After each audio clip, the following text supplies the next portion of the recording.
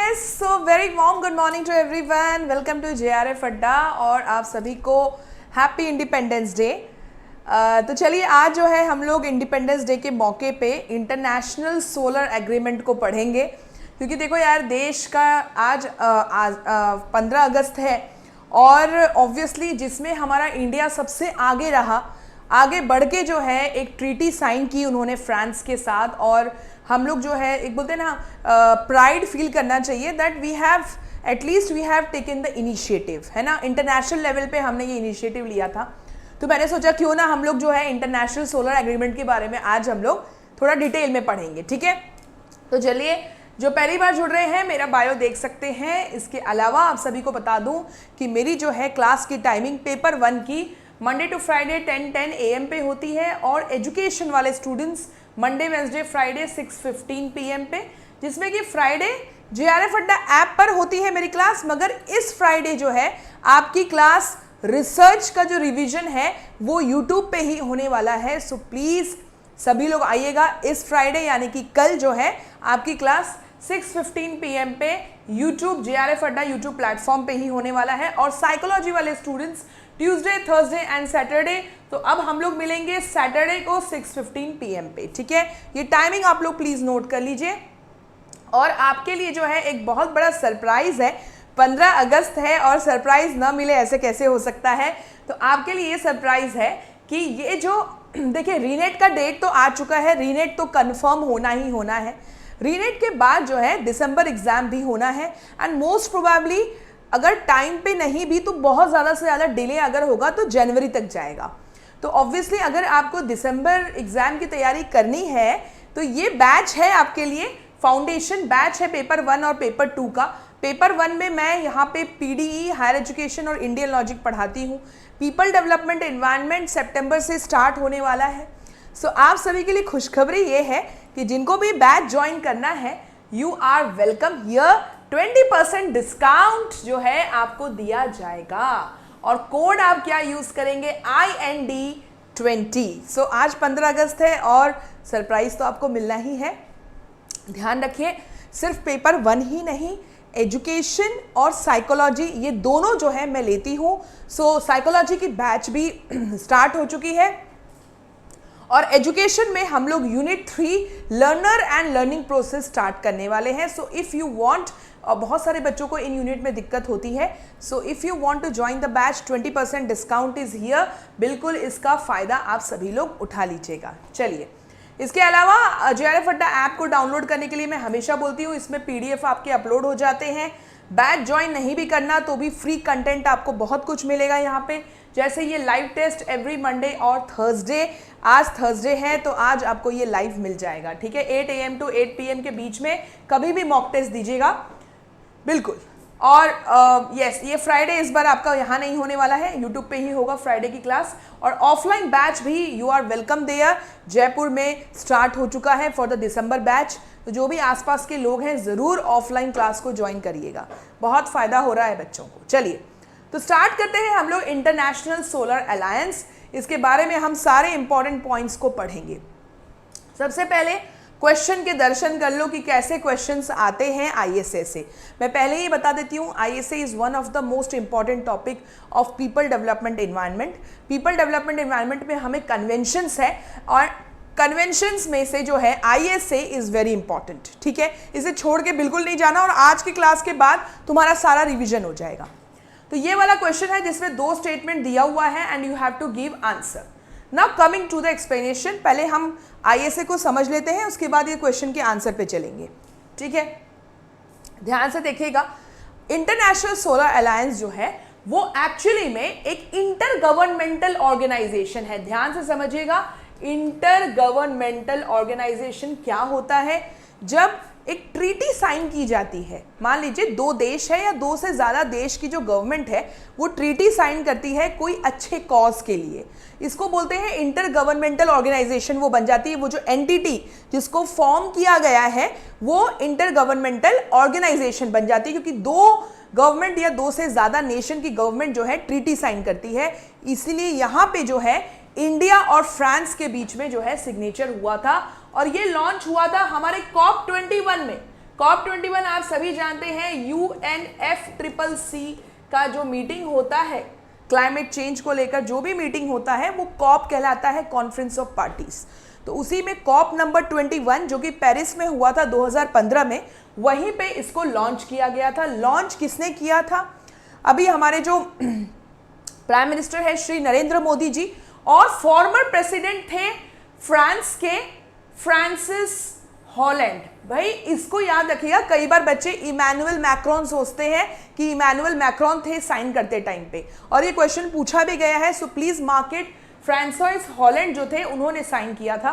अब ध्यान से सुनिएगा, 2015 को साइन होने के बाद जो है 2016 यानी 15 नवंबर 2016 को जब COP22 हुआ मरक्केश मोरक्को में, तो ये फ्रेमवर्क जो एग्रीमेंट था ISA का, ये ओपन कर दिया गया सिग्नेचर के लिए। जो कंट्रीज इसमें पार्टिसिपेट करना चाहते हैं, यू आर मोस्ट वेलकम। लेकिन ध्यान रखिएगा उस टाइम पे ये वही कंट्रीज के लिए था जो कि आप ध्यान से देखिएगा ट्रॉपिक ऑफ कैंसर और कैप्रिकॉर्न के बीच में आते थे। आप यहां देख सकते हो ट्रॉपिक ऑफ कैंसर, ये रहा ट्रॉपिक ऑफ कैप्रिकॉर्न।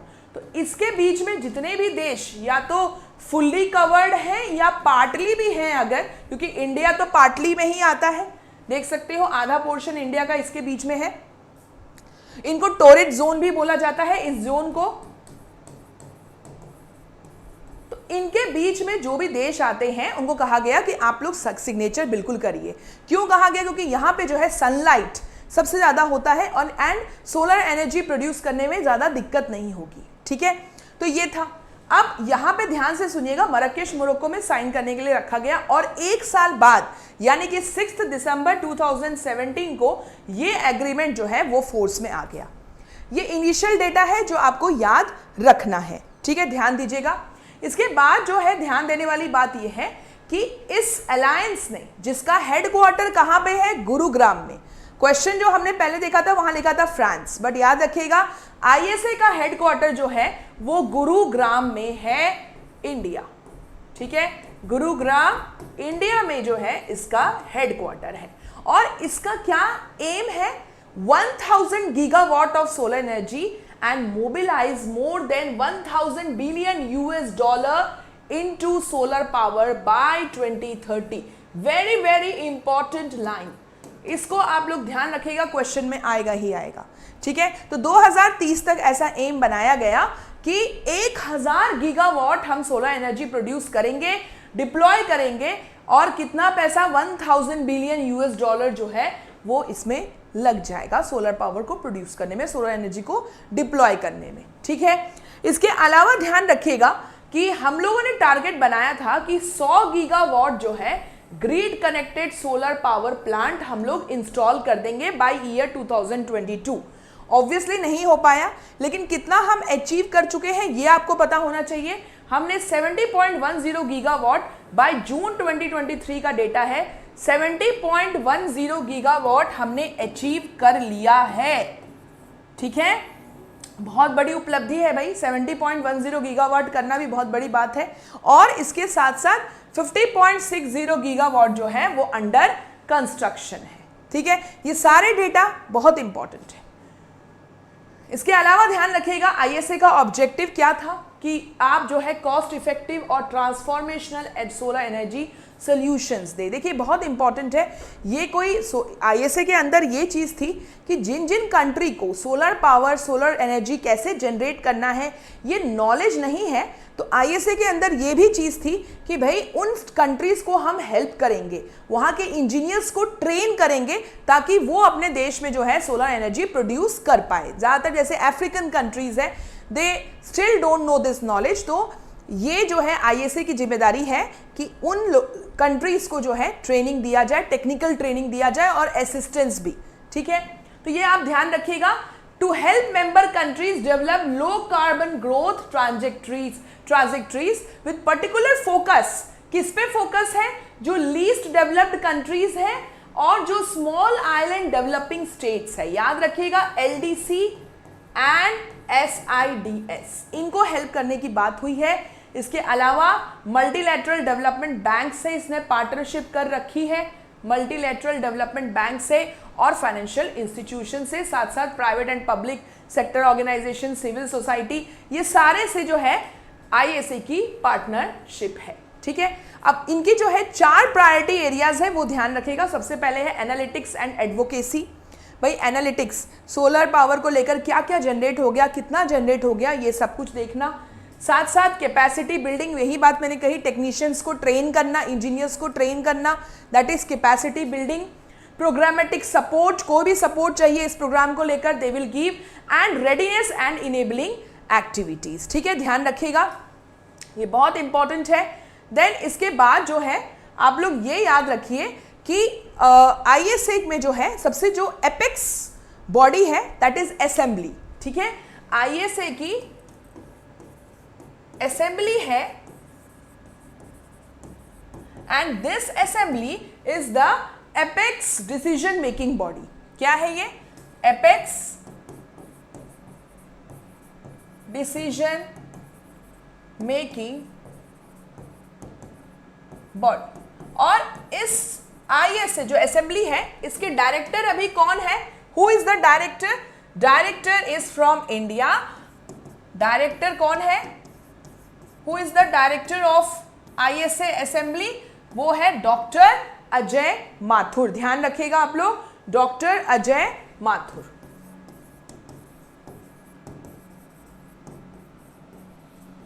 ठीक है, और इसके अलावा आपको ये याद रखना है कि ISA के जो प्रेसिडेंट है, यानी कि जो इस असेंबली के प्रेसिडेंट होंगे वो कौन होंगे?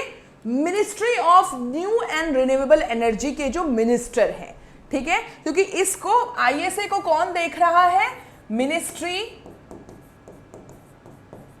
Of new and renewable energy. ठीक है, ये ध्यान रखिएगा।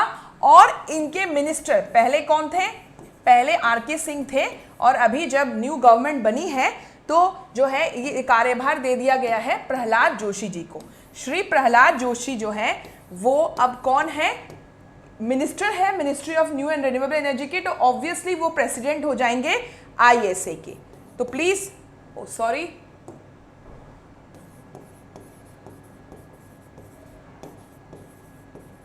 ये नोट कर लीजिएगा। ठीक है, तो ISA के प्रेसिडेंट कौन हुए? Okay,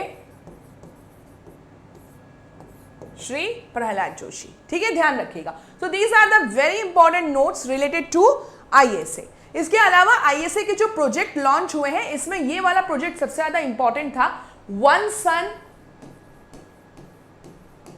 one world and one grid.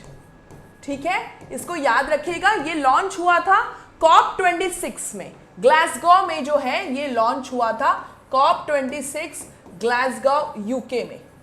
ठीक है, जो COP26 हुआ था वहां पे इसको लॉन्च किया गया था। और इसमें जो है स्टीयरिंग ग्रुप मेंबर्स में आप देख सकते हो कि ऑस्ट्रेलिया भी है, फ्रांस भी है, इंडिया भी है, UK भी है और USA भी है।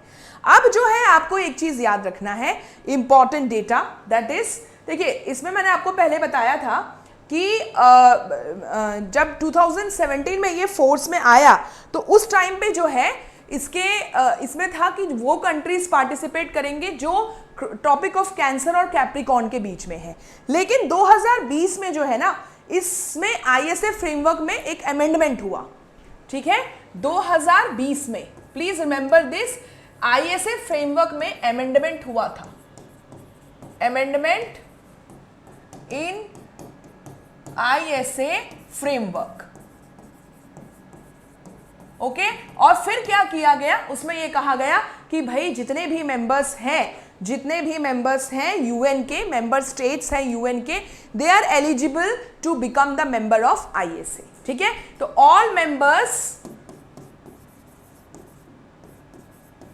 Of UN assembly, united nation की जो असेंबली है वहां के जितने भी मेंबर्स हैं, they are all the members of UN are eligible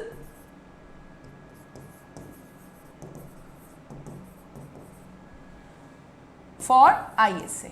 ठीक है, अब ध्यान रखना कि इसमें जो है पूछा जाता है कि ISA के मेंबर्स कौन कौन है। तो देखो ISA में कई कंट्रीज ने अभी तक रेटिफाई कर रखा है, साइन नहीं किया, किसी ने साइन किया है, किसी ने रेटिफाई नहीं किया। तो अगर हम लोग यहाँ पर ध्यान से देखें ना, तो जो यूएस है वो 2018 में इसका पार्ट बन चुका था। 2018 में USA became the member of ISA, ध्यान रखिएगा। इसके अलावा जो है जापान भी इसका पार्ट है। बड़े बड़े कंट्रीज का अगर नाम लें तो Japan is also part of this, but Australia है ही, यूके है ही, बट चाइना एंड पाकिस्तान जो हमारे पड़ोसी देश हैं, they are not the part of ISA. ठीक है, ध्यान रखिएगा, not the member of ISA. Okay, so just remember these points, ये सब इंपॉर्टेंट है आपके एग्जाम के लिए। ओके, इसका विजन क्या है? What is the vision of ISA? Let us together make the sun brighter, ये विजन है, let us together make the sun brighter. और मिशन है that every home no matter what will get the light, है ना, उनके घर में will have a light at home, ये इसका मिशन है। तो विजन और मिशन स्टेटमेंट भी ध्यान रखिएगा। ठीक है, तो ये है हमारा जो है पूरा आईएसए यहाँ पे समाप्त होता है। और ये क्वेश्चन यहाँ पे पूछा गया था that the international solar alliance is headquarter in Paris France. तो आप समझ गए कि कहाँ पे हेडक्वार्टर्ड है, ये गुरुग्राम इंडिया में है। कहाँ पे है? गुरुग्राम इंडिया।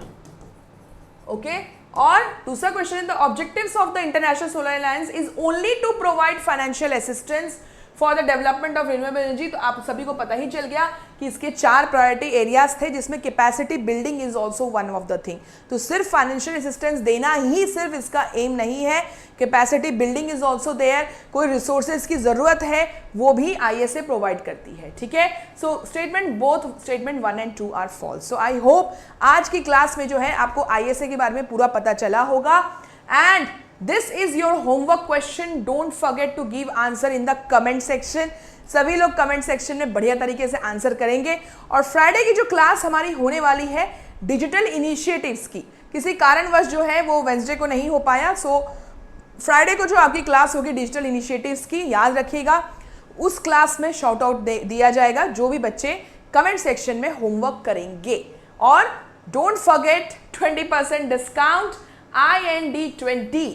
बस जैसे यहाँ पढ़ाया जाता है उससे वैसे ही और डिटेल में, थोड़ा डिटेल में समझ लीजिए, पेड क्लास में भी आपको पढ़ाया जाता है। So if you want sequence में अगर आपको पढ़ना है, डिटेल तरीके से पढ़ना है, दिसंबर बैच की तैयारी करनी है, so you are welcome. And सितंबर से पीपल डेवलपमेंट एनवायरनमेंट स्टार्ट होने वाला है पेड बैच में, you are welcome there. Education and psychology also, psychology का भी जो है यूनिट 2 स्टार्ट हो जाएगा सितंबर तक, so you are most welcome. अभी यूनिट 1 चल रहा है, तो जल्दी से जल्दी अगर आप इस डिस्काउंट का फायदा उठाएंगे तो लाइव क्लासेस का जो है मजा लेंगे पेड क्लास में। So thank you so much everyone, tata bye bye, take care, all the best for your preparation, bye bye.